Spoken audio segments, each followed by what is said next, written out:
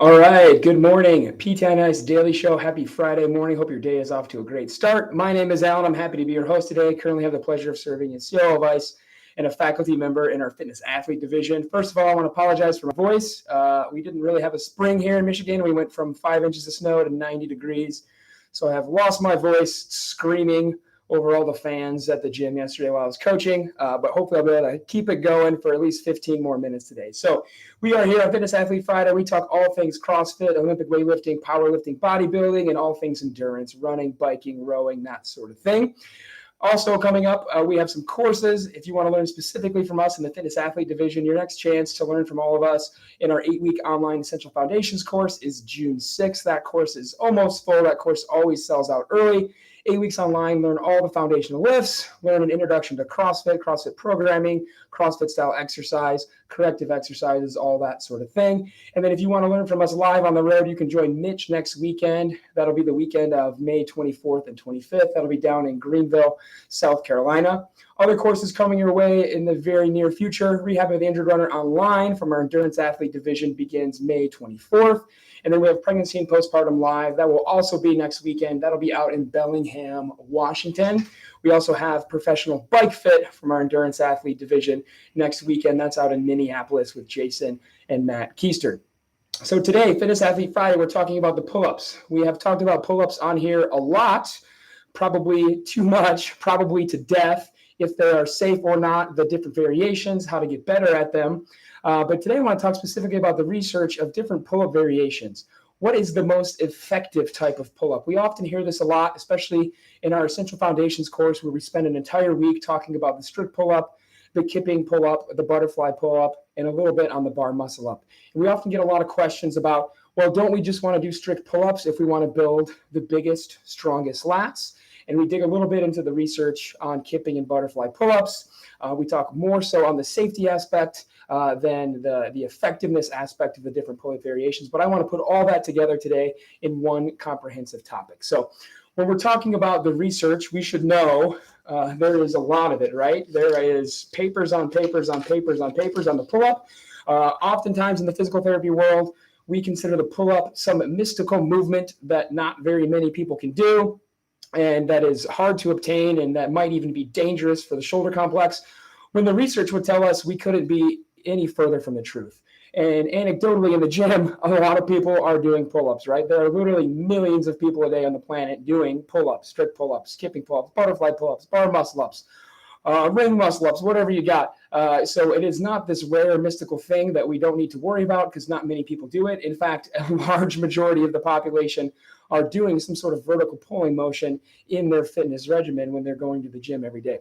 So we need to be comfortable with that. We need to know what the different variations are, what's safe, what's not safe, what's effective, what's not effective. The first paper I want to talk about is talking about different pull-up variations, specifically looking at grip. What's going on when we change our grip? So we need to define a pull-up. To CrossFit would define a pull-up with a pronated grip, about a shoulder width grip, pronated grip, hand over the bar. So palms facing away, pull-up. This grip takes a lot of bicep out of the equation and puts a lot more work on the lat. So this is the traditional pull-up that you might see in the research. What we would call a chin-up is what a lot of people mistakenly call a pull-up. A chin-up is palms facing you, a supinated grip. This is going to bring in the bicep a lot more and take a lot of work off the lat and bring it to the bicep. So that is the difference between a pull-up and a chin-up. And from there, we have a lot of different variations, you could say, that you might see in the gym. You might see people doing very, very, very wide grip, strict pull-ups, almost out at like a snatch grip, a very wide shoulder grip. You might see people using different attachments, towels and rowing attachments, like a cable rowing attachment up over the pull-up bar, all these different pull-up variations. This is a very interesting paper from Snar and colleagues from the Journal of Human Kinetics. This is a paper way back in 2017 that looks at what's happening with the muscles and with the shoulder joint complex itself in all of those different variations. And what they concluded is that the traditional pull-up, pronated grip, about shoulder width grip, is the grip that puts the least stress on the shoulder complex, causes the least impingement mechanics to happen in the shoulder, and trains the latissimus dorsi, the lat muscle, the most out of all those variations. Then when we look at a chin-up grip, then when we look at this wide grip lat pull down or bodybuilding strict pull-up type grip, we get a lot more impingement type mechanics in the shoulder, and we put more stress on the arm, specifically the biceps, than we do the lat. So if we're talking about how to get the strongest, biggest lats and move the shoulder through the most natural, smooth range of motion, we need to be thinking traditional pull-up, pronated grip about shoulder width apart. That there is really no benefit to ultra wide grip work, despite what the dude with huge lats at the gym might tell you, that you need to be wider or you need to be doing towel pull-ups or something like that. The research would say all of that is thoroughly debunked, and that you can just stick with a good old-fashioned regular pull-up. Now, when we look at EMG analysis, we have a lot of papers on this. We have mountains of papers that look at the EMG of what's going on in various muscles when we look at the strict pull-up, the kipping pull-up, and the butterfly pull-up. The traditional argument is that if you bring in the kip, you get to use more of your body aside from your shoulder, and that will take away muscle activation from your lats. And so that if you are specifically wanting to get stronger lats, you should stay away from kipping, you should stay away from butterfly pull-ups, you should just do strict pull-ups.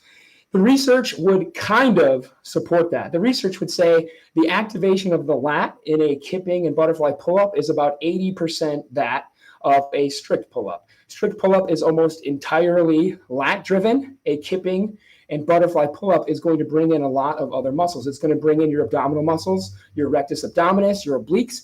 It's also going to bring in your paraspinals. It's going to bring in your glutes, and it's even going to bring in some lower body, especially if you're doing them correctly with good technique.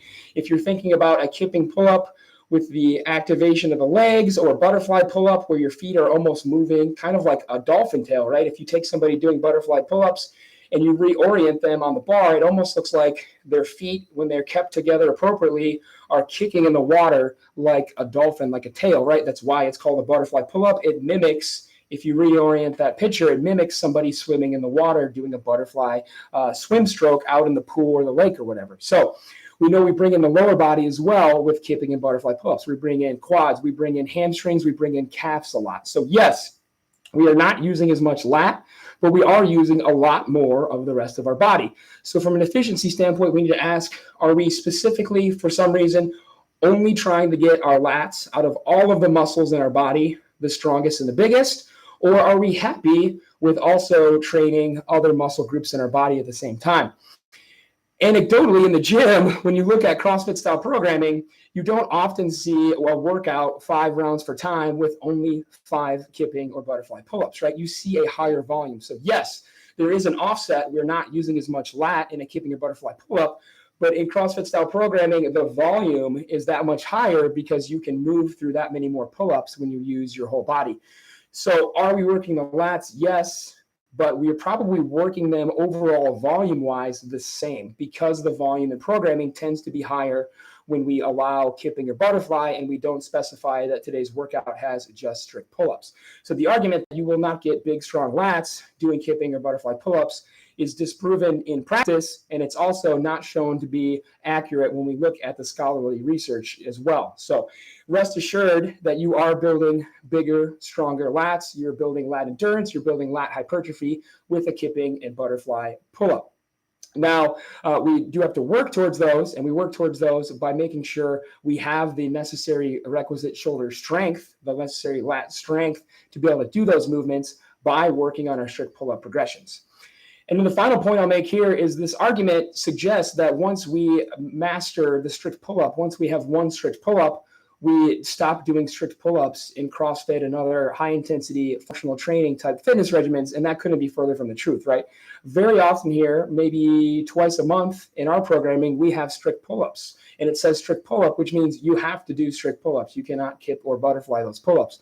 So it's not like once we get strict pull-ups, we never do them again. We still train the strict pull-up to build lat strength, to build lat hypertrophy and lat endurance on top of other workouts where higher volume pull-ups show up and strict is not not specified, and we can kip or butterfly those. And again, with the argument that the volume is higher and overall our lat activation is probably very similar to if we did a lower volume of strict pull-ups in place of kipping or butterfly. So when we look at the pull-up, the effectiveness, when, where, why, it's going to depend on your training goals. If you are specifically only looking to get bigger, stronger lats and you have no interest in training the rest of your body, by all means, hit some strict pull-ups.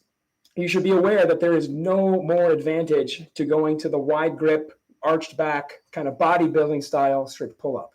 That the chin up, the wide grip lat pull down, and all those other pull-up variations, towel pull-ups, that sort of stuff, has no more lat activation than just a regular strict pull-up. And that we know that as volume goes up in CrossFit style programming, we're probably still getting the same amount of lat activation with kipping and butterfly pull-ups, because although we're not getting as much lat activation, about 80% of a strict pull-up, we're doing more of them and we're spreading that lat activation across a higher volume of work. We're also able to maintain our intensity a little bit higher because we're able to do more reps before we get tired and we have to come off the bar. So you should know all these pull-up variations. You should know what the research says. If you're working with athletes, they're probably going to have questions of, is this safe for my shoulder? You're probably going to run into coaches who say that you should not do kipping and butterfly pull-ups until you can do X amount of strict pull-ups. You should know there is no research that supports that as well. So be armed with the. They're going to be on this Instagram post. I will link all the links to the PubMed articles so that you all can have a look at this research yourself if you want to. Thanks for being here on Friday. I hope you all have a wonderful weekend. I hope you're able to get outside. We're having Jason London here this weekend for Rehab of the Injured Runner. So I'm looking forward to having Jason here in town with us. Have a fantastic Friday. Have a wonderful weekend. Bye, everybody.